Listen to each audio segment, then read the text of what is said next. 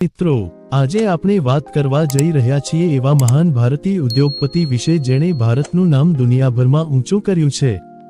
એવા સાદા, વિનમ્ર અને પ્રેરણાદાયી વ્યક્તિ રતન નાવલ ટાટા। બાળપણ। રતન ટાટાનો જન્મ 28 ડિસેમ્બર 1937ના રોજ મુંબઈમાં થયો। પિતા નાવલ ટાટા, માતા સોની ટાટા।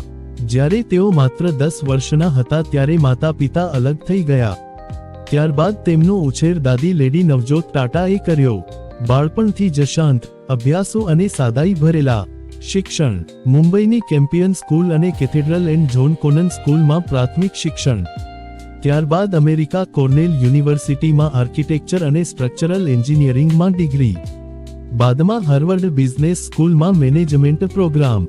અમેરિકામાં અભ્યાસ દરમિયાન સામાન્ય નોકરીઓ કરીને પોતાનો ખર્ચ ચલાવતા આથી મહેનત અને વિનમ્રતા શીખી।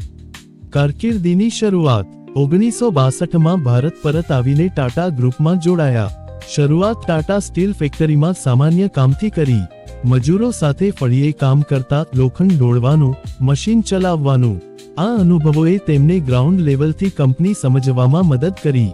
નેતૃત્વ સુધીનો સફર। 1970ના દાયકામાં ટાટા કંપનીઓમાં વિવિધ પદ પર સેવા આપી। 1991માં જય આર.ડી. ટાટાએ તેમને પોતાનો ઉત્તરાધિકારી જાહેર કર્યો। લોકોમાં શંકા હતી, પણ રતન ટાટાએ પોતાની દૃઢતા, ઈમાનદારી અને વિઝનથી સાબિત કર્યું કે તેઓ સાચા નેતા છે। મોટા નિર્ણયો અને સફળતાઓ। ટાટા ઇન્ડિકા 1998, ભારતની પ્રથમ દેશી પેસેન્જર કાર। શરૂઆતમાં નિષ્ફળ રહી, પણ પછી મોટી સફળતા મળી। ટાટા નાનો 2008, સામાન્ય માણસની કાર તરીકે દુનિયાની સૌથી સસ્તી કાર લોન્ચ કરી। ટાર્ગેટ મોટો હતો, દરેક ભારતીય પરિવાર પાસે કાર હોવી જોઈએ। વિશ્વ સ્તરે ખરીદી ગ્લોબલ એક્વિઝિશન્સ। ટેટલીટી 2000 બ્રિટિશ કંપની ખરીદી। કોરસ સ્ટીલ 2007 યુરોપની મોટી સ્ટીલ કંપની। જેગુઆર અને લેન્ડ રોવર 2008 દુનિયાની લક્ઝરી કાર બ્રાન્ડ્સ। આથી ટાટા ગ્રુપ વૈશ્વિક સ્તરે ભારતનું ગૌરવ બન્યું। Tata consultancy services TCS। તેમના સમયમાં TCS દુનિયાની અગ્રણી IT કંપની બની। પરોપકાર અને સામાજિક સેવા। ટાટા ટ્રસ્ટ દ્વારા હજારો કરોડોનું દાન આરોગ્ય, શિક્ષણ, પાણી, ગ્રામ વિકાસ। 26/11 મુંબઈ હુમલામાં જાતે જ પીડિતોને મળવા ગયા અને સહાય કરી। માનતા કે કંપનીનો નફો માત્ર કંપની માટે નહીં, પણ સમાજ માટે હોવો જોઈએ। વ્યક્તિત્વ। ખૂબ સાદા, કોઈ મોટો કાફલો કે સુરક્ષા વિના સામાન્ય રીતે ફરતા। ક્યારેય લગ્ન કર્યા નથી, આખું જીવન કંપની અને સમાજને અર્પણ। હંમેશા કર્મચારીઓ અને સામાન્ય માણસ સાથે જોડાયેલા રહેતા। પુરસ્કાર અને માન।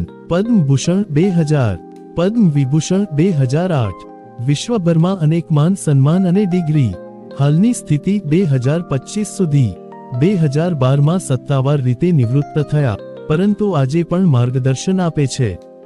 સોશિયલ મીડિયા પર સક્રિય, સાદા સંદેશાઓથી લાખો લોકો પ્રેરણા લે છે।